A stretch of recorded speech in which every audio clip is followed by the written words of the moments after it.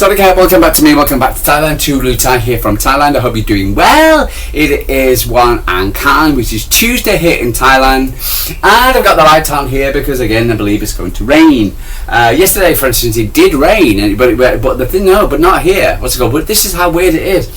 I'm in Jomtien, which is like north of Pattaya, for instance, which, you know, again the party city. So, for instance, and I'm like say 20 minutes, 15-20 minutes ride, you know, for instance, from the centre of Pattaya. So anyway, so what we heard yesterday was the thunder and the lightning, and for instance, I always thought, well, basically mostly thunder and black clouds.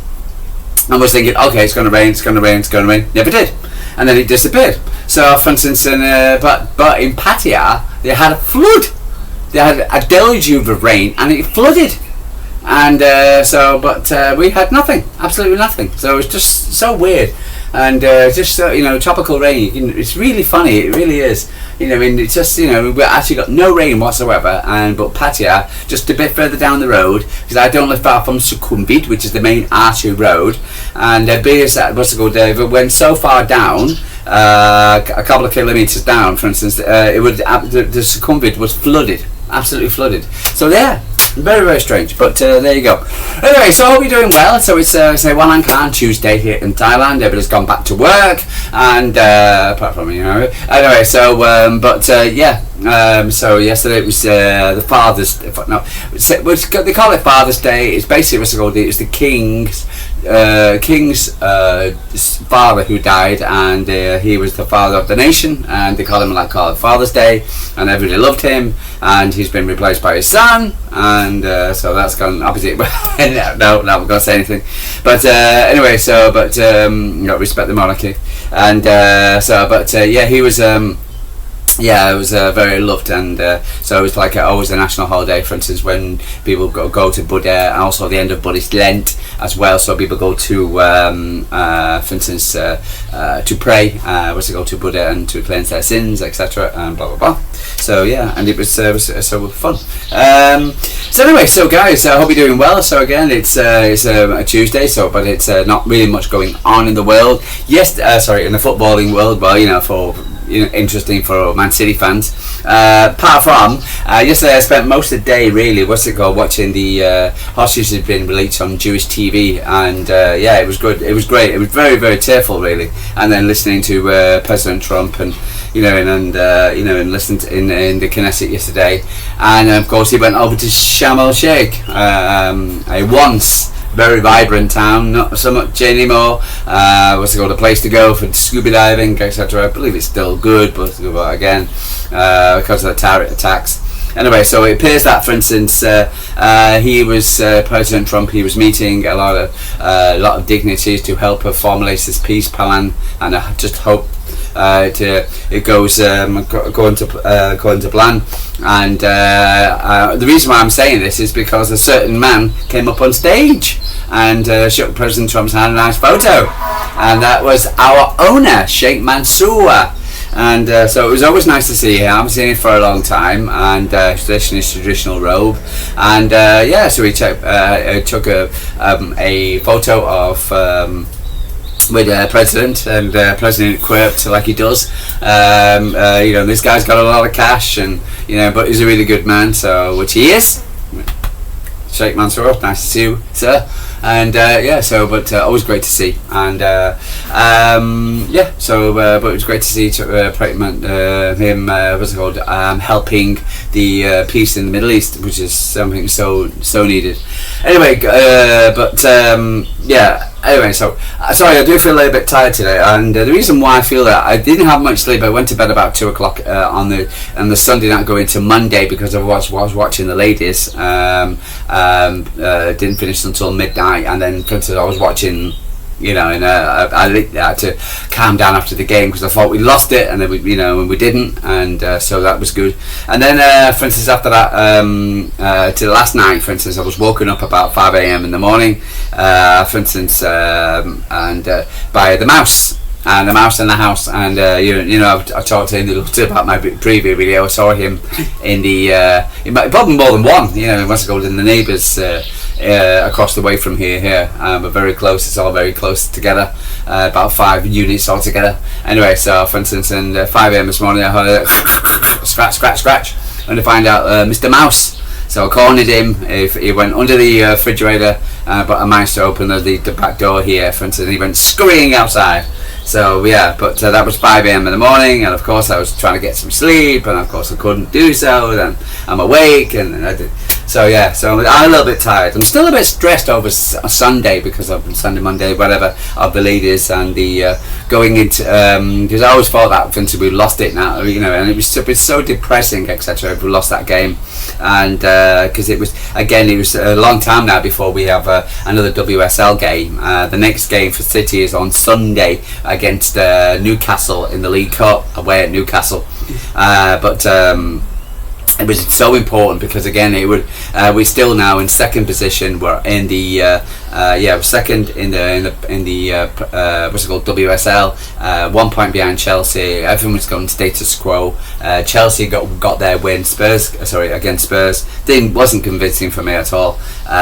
Who else? So yeah, Chelsea got a win. The Rags got a win, coming from 1-0 down, and Arsenal also got a win as well. So they're playing in the Champions League at the moment, the next couple of nights. So what some of Man City should be doing, but unfortunately we're not. But it also gives the opportunity for the players that we need to come back into training, and hopefully we can go to Newcastle on Sunday with a fit squad, and then then we got then it's the international break after that, and then for instance we come back and play the bottom of the table West Ham, which again we should be winning, just like Liverpool. We should be winning, but convincingly. But we ended up doing. I've just listened to Andree, for instance, his pre-match to he was in the dressing room against Liverpool, and he did a pre-match. A pre-match team talk, and so which was good. So let me just see if I can read. Gain access to Man City. The Blues arrived on Merseyside, chasing a 6th straight win in all competition. Admitting to the climbing to second in the Barclays Women's Super League with 3 points. Gareth Taylor, meanwhile, was searching for their first points of his team after enduring a tough start to the 25-26 campaign. So again, going into the game, Exeter City were way on top. The way we played, just come back from beat Arsenal, won second position, winnings. 5 out of 5, brilliant. Only lost 1 game in the WSL, beat Everton in the League Cup. So everything was going swimmingly. So City are actually on the ball. Regardless of each team form heading in the clash was expected a difficult assignment at Anfield against teams who were both packed with quality, which is fine, which they are, but Man City should have been the best. And I'd watched, and that reflected in Andree's final message to City players before walking onto the field, which is available to what was then transparent in the dramatic 90 minutes, which saw the host break the deadlock after the interval before Imad Baining equalised, with second half stoppage time looming and the increasing likelihood of a draw. Aberdeen Figino rounded up a wonderful team move and drove home the winner in 2-1. But also, for instance, and then you got Liverpool scoring in the 90 plus minute, etc. Only find out he was ruled offside. So yeah, and I was thinking, they can't score now, and they did, and thank God it was offside. Bloody hell! But it was it was tough. It was tough. It reminded me of the 93-20. It reminded me of Everton last season when we went over to Everton, and when we were playing well, etc. And all we had to do is just beat Everton, and an easy game. And of course, but it states that what Andree was saying actually in the dressing room, the fact that, for instance, you can't be complacent. For instance, you can't drop your guard. City men do, play a lot again. And for instance, you see a lot of games where we're supposed to beat Burnley 5-0 by blah blah blah, and even though it was 5-1 at the end, etc., it wasn't a 5-1 game. Or people came back and saying, oh well, because again, for instance, teams play a low block just like Liverpool did, and they catch you on the attack, and all you need is one chance, one goal. And why it happens to City so often, I just don't know. Drives me mad. Brentford again, for instance. Okay, we were the defences, etc., is a lot better than it has been. But with Donnarumma in the back, etc., for instance, it feels a little bit more stable. But we got to, but they did have one-on-one chances. And again, you can't walk into any game, the WSL or the Premier League, thinking that you're going to win just because of blah blah blah. And I see it so many times. Pre-match the games, City will play against a team at the bottom of the league, and everybody thinking that we're going to win 6-0. Southampton last season should have won. And if we would have won, we could have end up drawing level with Arsenal, but we didn't, and could have finished up second, but we didn't. We can get over the line. Arsenal, Southampton celebrated like they've won the league. Sorry, I do apologise, and City ended up not. Celebrating they won the league, but then City, for instance, ended up going on with a point, and a very disappointed point against a team who's been rolled off all season. So I think Andree was warning about complacency, and I thought City throughout the game were complacent, and to a point, all right. So the crosses weren't coming off. There was a few bits and pieces which were moves weren't caught. Bunny was well mastered. Bevelle shielded, so she didn't have the best of games. Vivian Nievema was replaced by Coombs. I thought it was a bad idea, but it was a good idea. But it just shows you, for instance, how you can't be complacent in games. So, but we got to be on it. So, Andree was saying prior to the Liverpool game, was the girls must have been feeling very confident, very happy in the training coming into the game. We're going to play against a team I was won all season. Got the ex-manager. But if you're not on it, there you go. And if you just off it just by a little bit, you'll end up. And so, for instance, what wins championships, what wins the leagues, is the fact that, for instance, you win your most important games, but you also win the least important games, or the teams where you expected to win. You need to get it done, get the job done. But we did. So we got to be happy for ourselves, but we can't walk into any game in the future. West Ham, we got to go in, get the job done, 5-0, whatever.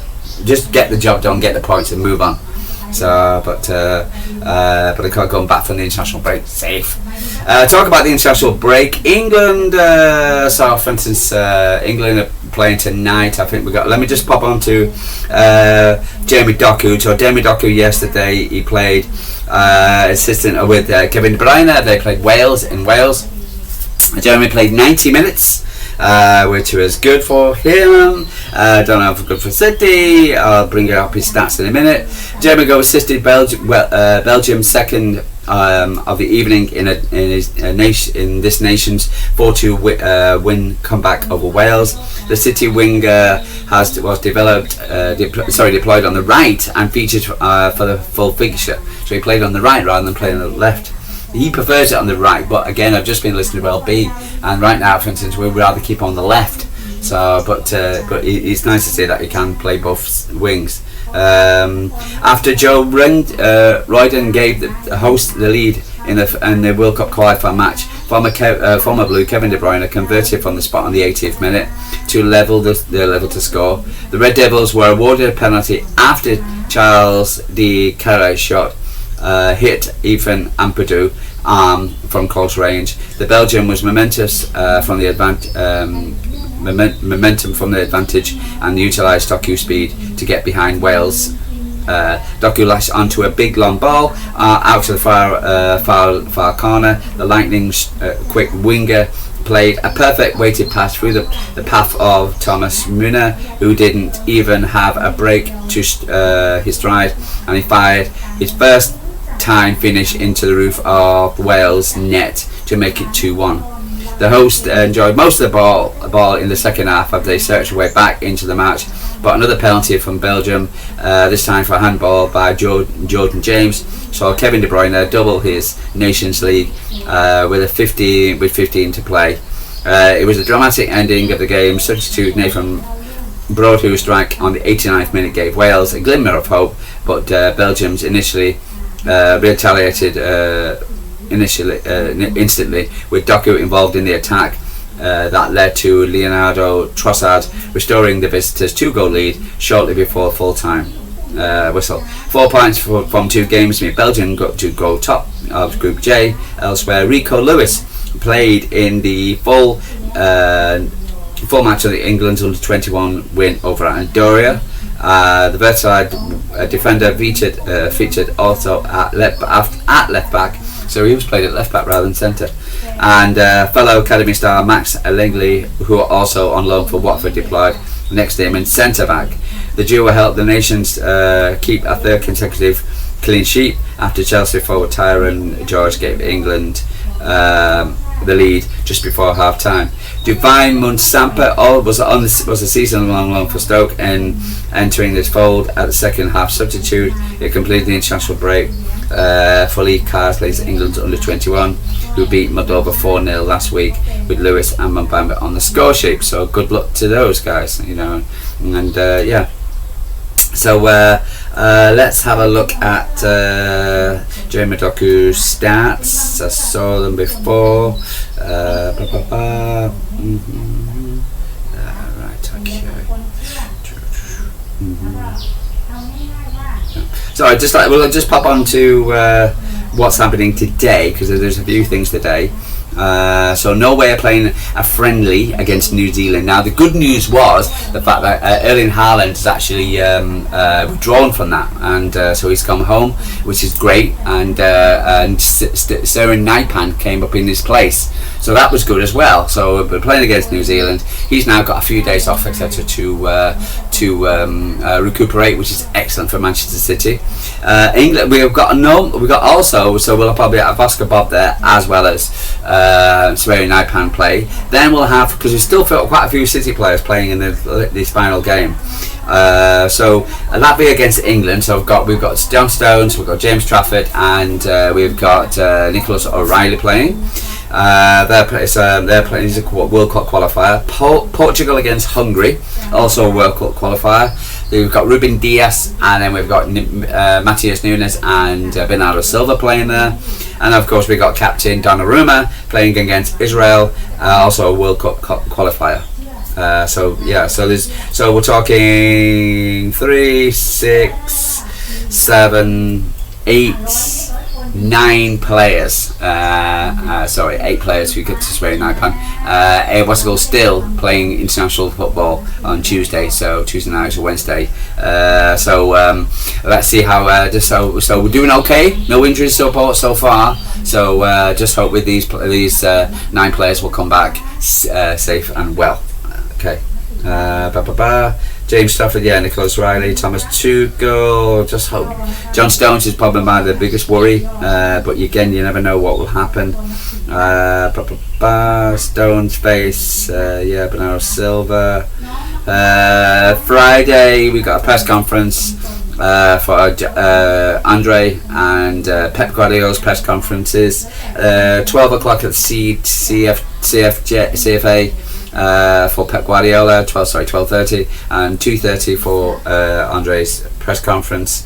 And of course, Saturday, City's under-18 Premier League kick-off at 11 o'clock against Liverpool. City also playing in the Premier League at the Etihad Stadium for against Everton. So and then Sunday, of course, we got Newcastle at the Gateshead International Stadium at 2 o'clock. And the FA Cup, the League Cup. Okay, because we won the first game. So let's see if we can get Jeremy's. I didn't have him. I think I probably got him on here.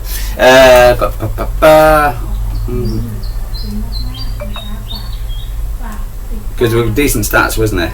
There you go. 1 assist, 55 touches, 24 accurate passes, 86 accurate passes, 86 passing accuracy, 9 gross duels won most, 9 touches in the opposition box, 8 successive dribbles most, 3 recoveries, 3 chances created, 2 passes into the final third, 1 shot on target, and 1 accurate long ball. So well done, Jeremy. So, but right. Anything else? City. Just the usual chat. Talk about 115. City are confident. So I'm not going to dwell on something. What's it called? Which. That's it. Yeah. But other than that, yeah. But again, see what happens today. So just I hope the players play a good game, get the fitness back up, etc. To apply, and then come back safe and well for us for Everton. So see if we can get all our players back, and hopefully have a full strength squad going into the Everton game, because all the other players are back as well. The leaders also, for instance, will have so for instance, no Champions League. Shame, but again, we've still got 4 players out. Hopefully there will be but Caroline and who else? Rebecca. Hopefully they won't be too bad, and Grace Clinton. Hopefully she's not that bad as well. But so it's still looking good for City at the moment, both men and ladies. And so let's see. For instance, it continues. It looks like it's going to rain again. Have you again heard the thunderstorm? It's getting quite dark in here. I've got the lights on as well. So anyway, guys, I'm going to see if I can just relax today and not worry too much. But guys, I'll love you and leave you. I'll speak to you tomorrow. True Blue Ties from Thailand. Like and subscribe. Tell me what you're thinking. What's on your mind? And if you're going to ask me a question about Thailand, I'm going to say goodbye. Sorry, Cat from Thailand. Speak to you tomorrow.